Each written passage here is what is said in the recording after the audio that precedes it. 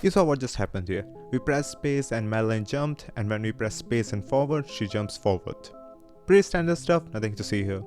But what if I tell you that behind this simple jump, there exist countless hours of refining and multiple different mechanics to make it feel just right.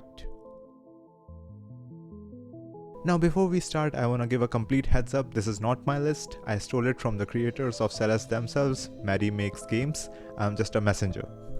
With that said, the first one that you might have already guessed about is Coyote Time. Oh shit. So yeah, that's basically Coyote Time. It's those couple extra milliseconds of time when you can press space and your character will jump despite your character not being on the ground. This makes the game feel more fair to the player, even if it doesn't make any sense. But hey, the purpose of games is not to make sense, it's to be fun. Programming this feature into your game is relatively easy. Just add a simple timer whenever your character leaves the ground and allow them to jump until the timer ends.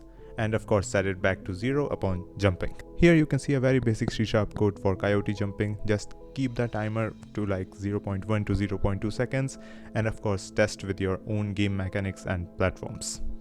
Speaking of platforms, next one is the corner correction.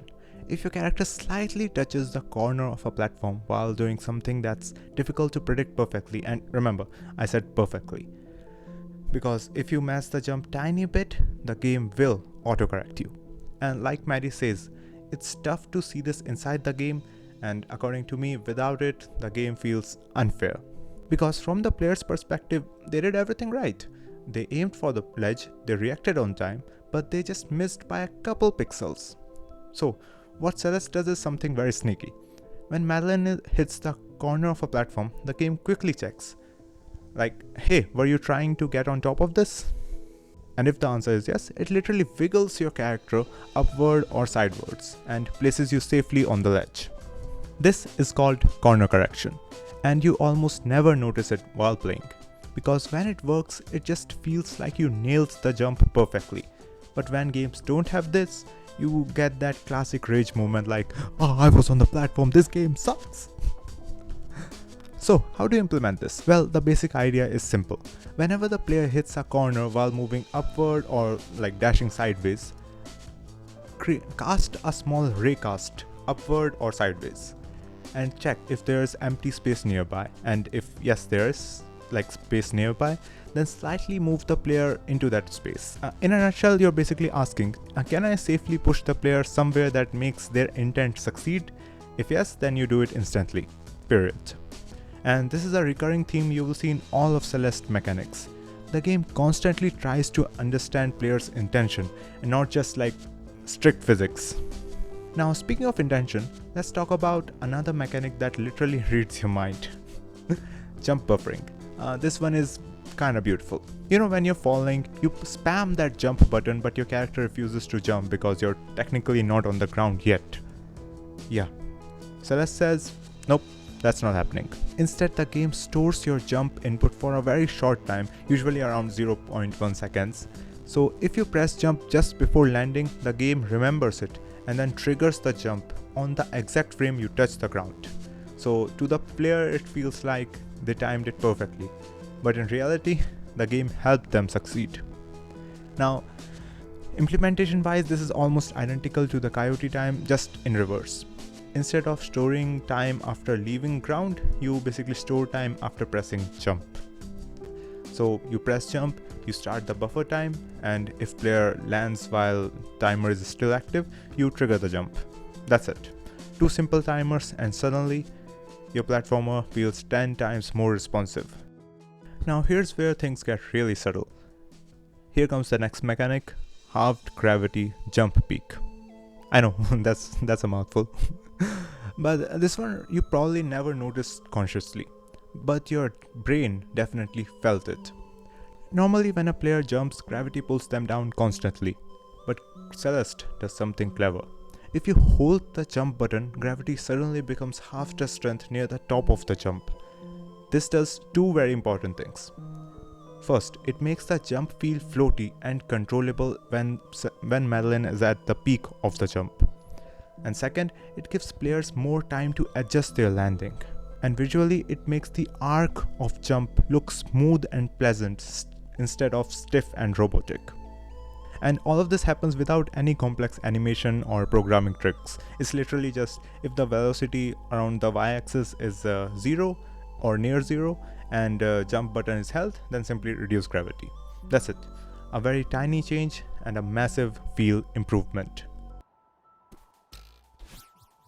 This one is honestly genius. Okay, so imagine you're standing on a fast moving platform and it shoots upwards. You jump. In most games, the moment you leave the platform, your extra momentum is gone. But not in Celeste. Madeline actually stores that momentum for a few frames even after platform stops moving. Because from the player's perspective, they jumped while the platform was moving fast, so they should go higher. And if the game removed that momentum instantly, it would just feel wrong. Now, implementation wise, when the character is leaving a moving platform, then all you have to do is simply record their velocity, add it to the player's velocity, and then keep applying it for a short grace window. Again, it's not realistic physics, but it provides extremely satisfying gameplay. Okay, now we get into one of the most important design philosophies in Celeste: wide wall jump. So normally in platformers, you must be touching a wall exactly to wall jump. But in Celeste, you can wall jump even when you're a few pixels away. Because the game assumes like if you're that close, you clearly meant to wall jump. And for advanced moves like super wall jump, the window becomes even higher. Because the harder the move, the more forgiving the game becomes.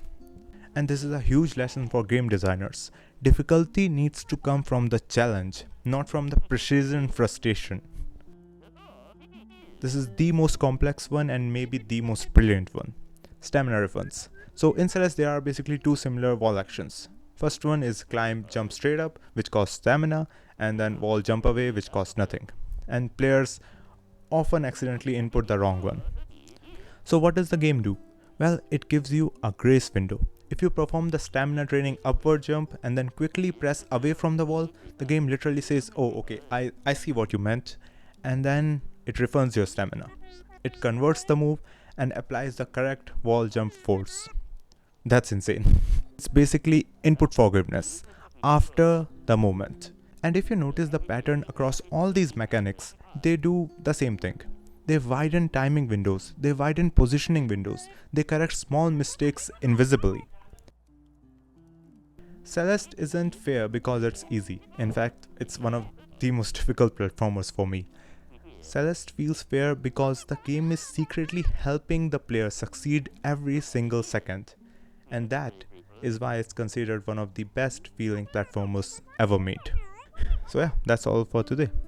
Thank you so much for watching. That's all for now. Cheers and peace, and keep making awesome stuff.